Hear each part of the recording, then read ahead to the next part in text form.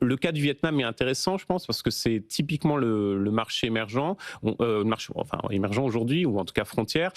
On se dira, c'est extrêmement volatile, c'est peu résilient. Mais si je me souviens bien, ça fait partie, la bourse vietnamienne, dans la foulée du jour de la libération, avait chuté de 20%, comme toutes, hein, finalement, et ensuite vous avez un rallye de 60%.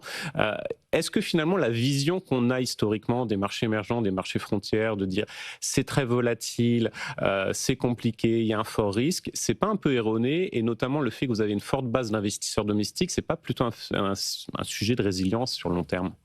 Alors oui, je répondrai peut-être un petit peu différemment Mhm. entre émergent et frontière. Émergent, c'est clair. C'est-à-dire Ouais. que sur longue période, sur 15-20 Même ans, sur on a des l'obligataire, on le niveaux, voit, hein. Ouais. même sur l'obligataire, si on regarde sur les actions, on a des niveaux de volatilité, un des critères de mesure du risque, on a des niveaux de volatilité qui sont comparables aux actions européennes. Mm. Alors, je ne parle pas de la Russie, que je ne parle pas Ouais. de la Chine, je ne parle pas d'un seul pays. La Russie, c'est une volatilité extrême, ça vaut zéro Bon, aujourd'hui. voilà. Mais quand on prend l'ensemble des 24 pays émergents qui ont des cycles de marché différents, des cycles de devises différents, ben, le phénomène de la diversification, les œufs et le panier fonctionnent. Et in fine, on a une volatilité qui est comparable aux actions européennes. Mm. Ce qui n'est pas du tout intuitif, mais ce qui est vérifié année après année. Sur les frontières, c'est un petit peu différent, mais globalement, vous avez raison, hein, c'est-à-dire que la perception de la volatilité est beaucoup plus élevée que la réalité. Si je reviens sur les émergents, si on demande à vos auditeurs qu'est-ce qui est Oui, plus volatile entre des actions européennes et des actions émergentes sur 5 ans, 100% ou 95% complètement. diront les actions Tout émergentes. à fait. Et c'est erroné. Et c'est pas vérifié, en tout cas jusqu'à présent. Mm. Sur la partie marché frontière, on a également cet écart de perception.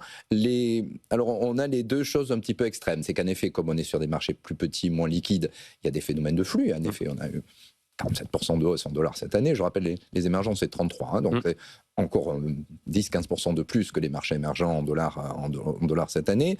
Après, des opportunités exceptionnelles. Un pays comme le Vietnam est sûrement le pays d'Asie qui est le plus avec l'animal spirit à la chinoise. Oui. Donc on a des vrais entrepreneurs qui ont envie de développer, qui sont de vrais chefs d'entreprise.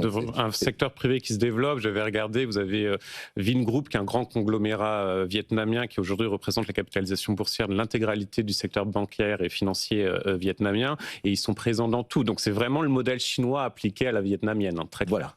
Et donc, c'est en effet un des marchés sur lesquels on a le plus envie d'aller.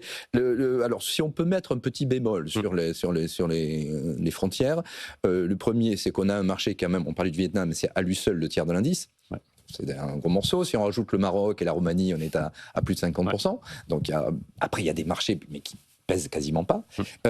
Et puis, on a sur ces marchés-là, par exemple, les 3 premiers que je viens de citer, 2 caractéristiques qui nécessitent plus d'attention. Ouais. La première, c'est qu'on n'est pas du tout dans le cas de la Chine, dont je parlais tout à l'heure, où on a un marché très liquide, très profond, c'est-à-dire avec de nombreuses sociétés dans les secteurs variés. En Chine, vous l'achetez n'importe quoi, du véhicule électrique, du robot-taxi, du robot, de l'intelligence artificielle, vous avez tout, avec des grosses capilles. Là, on est, au moins sur les 2, Maroc, Roumanie, on est plutôt sur des pays émergents, pré-émergents classiques.